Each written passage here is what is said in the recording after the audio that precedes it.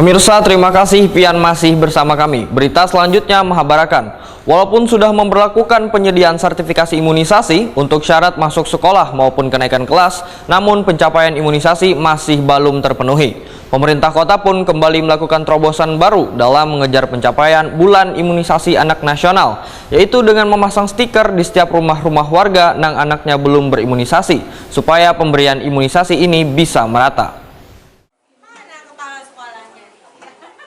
Walaupun sudah memberlakukan penyediaan sertifikat bagi kekanakan yang sudah diimunisasi buat menjadikan syarat untuk masuk sekolah maupun kenaikan kelas, namun nyatanya pencapaian imunisasi masih belum terpenuhi. Pemerintah kota pun kembali melakukan terobosan baru dalam mengejar pencapaian bulan imunisasi anak nasional, yaitu dengan memasang stiker di setiap rumah-rumah warga yang anaknya belum berimunisasi, supaya pemberian imunisasi ini bisa merata. Demikian dipadahkan Ketua TPPKK Banjarmasin Siti Wasilah Waitakuni Prima TV usai melaksanakan rapat bersama pengurus TPPKK, Camat, Lurah, Wan Posyandu di Hotel Nasa Banjarmasin, Kamarian, Rabu 24 Agustus 2022. Menurut Siti Wasilah, Banjarmasin menjadi kota terendah dari kabupaten kota di Indonesia dalam pemberian imunisasi atau sekitar 38,90% dari 149.000 kekanakan di kota Seribu Sungai ini.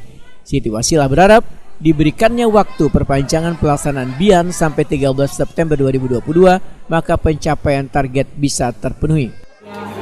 Dibandingkan dengan kabupaten kota sekalsel kan memang kita paling banyak penduduknya. Kalau secara angka kita ini banyak banget sudah, jadi kita tetap mengapresiasi para kepala sekolah, dinas terkait, camat, lurah, PKK yang sudah mendorong untuk pencapaian imunisasi. Tapi PR kita itu masih banyak. Saat ini kita di posisi nomor 2 terendah, nomor 2 dari bawah lah. Nah, ini bukan sesuatu yang soal apa kita jelek atau apa, bukan, tapi bagaimana data tersebut kita gunakan untuk mempush dalam sisa waktu yang ada agar bisa memberikan hak anak-anak di kota Banjarmasin. Nah, ini masalahnya puskesmas siap, vaksinnya ada, kita bergerak, masyarakat anak-anak diimunisasi, anaknya kada mau datang ke posyandu, tidak datang ke puskesmas, berarti PR kita sosialisasi. Sehingga kemudian tadi langkahnya adalah kecamatan kelurahan ini melalui RT-RT sudah melakukan pendataan. Berapa keluarga di setiap RT yang belum diimunisasi dalam masa BIAN ini akan disurati oleh kecamatan kelurahan. Sementara itu, Wali Kota Banjarmasin Ibnu Sina memedahkan terhambatnya pencapaian imunisasi lantaran masih mengumpulkan data kekanakan yang putus sekolah. Dikarenakan sasaran program BIAN adalah pada kekanakan baik yang berada di bawah naungan Dinas Pendidikan Banjarmasin maupun Kementerian Agama Banjarmasin.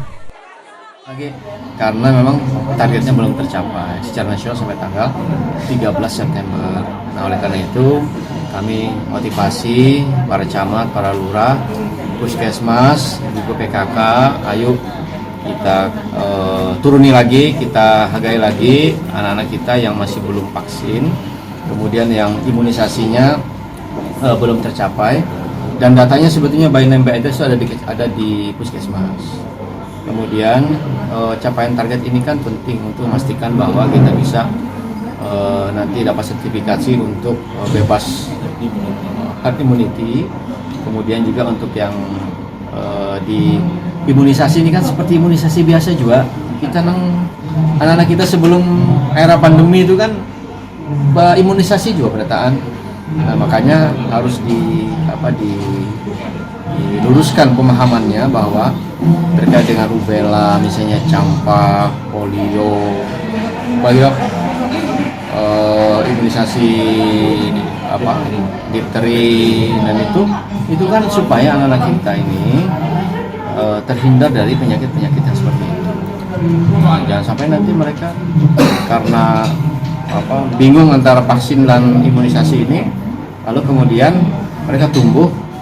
Nah, kita mundur berarti, karena sebelum pandemi kan kita capaiannya sudah bagus.